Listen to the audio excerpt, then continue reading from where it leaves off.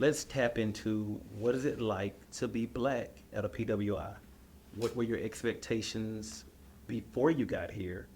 Um, and have they been met positively or negatively since you've been here? Who wants to take that question first? So my expectations coming here, I've grown up in like a diverse situation in every school that I've been to, so I felt like I was already like assimilated into the situation of coming to a PWI. But my thought when I came here, I thought it was going to be more of like a Disney thing, like Letterman jackets and people driving around in Mustangs, old school Mustangs and stuff The like that. TV vibe. Yeah, the TV vibe. That's where I was at, Yeah. and obviously my expectations weren't really met. But I feel like the community and everybody around us, even as a black student athlete, I feel like has been very welcoming and very comforting for me. And I really do appreciate the community accepting me into it. So, big summer. Um, for me, I've always been um, at predominantly white schools since I started school. So it's more or less the same. I expected it honestly to be the same, and it is. Uh, that doesn't necessarily mean it's a bad thing. It just means I'm used to it, like Gotcha. how it works.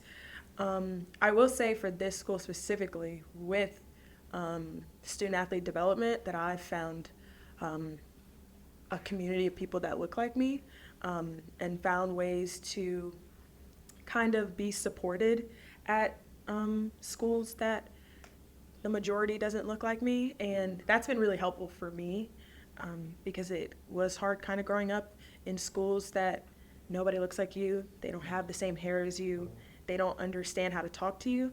They don't understand how your life works in layman's terms. Like there's really, like, growing up around people that have just never, because like we watch TV, Disney, we know what they do.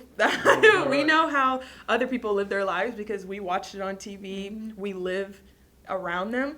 um, Everybody does not have the same privilege as living around black people and watching black people on TV, because it's not mainstream always to watch black people on TV, especially when I was growing up, aside from like, that's a Raven. But Right. so it was just kind of hard. But coming here and having a little bit better support system, so I can talk about things like, because I never felt comfortable like talking about my hair or like how it's going to work. Because, sometimes it's hard playing a sport and keeping up with and maintaining your hair. Sweating it. Yeah, you're sweating it through and you kind of have to get it done. So being able to like talk about those little things was really great for me personally. But I'll say that my expectations were what I expected is what I got. Um, and I don't know, it's hard in its own ways, but I feel like you learn how to adapt and how to just find a community within whatever situation you are. You just find your people. Whether they look like you or not, sometimes they just understand you, even if they don't look like you, but you just kind of find your way to adapt through. So I think a lot of times we have to look at where we are now, but we have to always say this a lot of times. Remember who you are, where you're from, but also consider what's going on now. Handle the big chunks. So for me, handling the big chunks has been positive. You guys have been very positive. So my expectation was not to sit here at a table like this doing this at this university. So to have this done, it's been great. So I guess to piggyback on all that, what would you tell yourself riding in that car here? If you flew, I don't know if you flew or not, if you rode a car. Yeah. Okay, from New Orleans. Yeah. Ooh, driving in the 9 car. hours. If you could have yourself now sitting next to you in that car, what would you tell yourself? I would say to be comfortable in your own skin, like back to the first episode where we were talking about what being black means to you. Like being comfortable in your own skin, like you are who you are, and nobody can change that. So just be yourself, and either they accept it or they don't. If I stayed in the same mentality I had when I came here of like, okay, like everybody's gonna like I want everybody to like me and stuff like that. When I got into certain situations where, somebody didn't understand where I was coming from or understand my perspective, it made things a lot harder, and I learned how to like shift that mentality. So definitely just those few things, and just honestly have some fun. Yeah, I love it. I would generally tell myself to smile. On the way, I just didn't know what to expect, so I was one way, and one day I just realized, man, you can smile around there, and that was eye-opening for me. Can I add to that? I would also say that something I also, you know what, this is actually something that I came in with. The idea that I had to be a certain type of way to make sure I was treated properly or treated like with respect and treated how I wanted to be treated. You know, there's a lot of stereotypes about us. And I was really like, please, like when I come here, like, cause I'm from Deep South.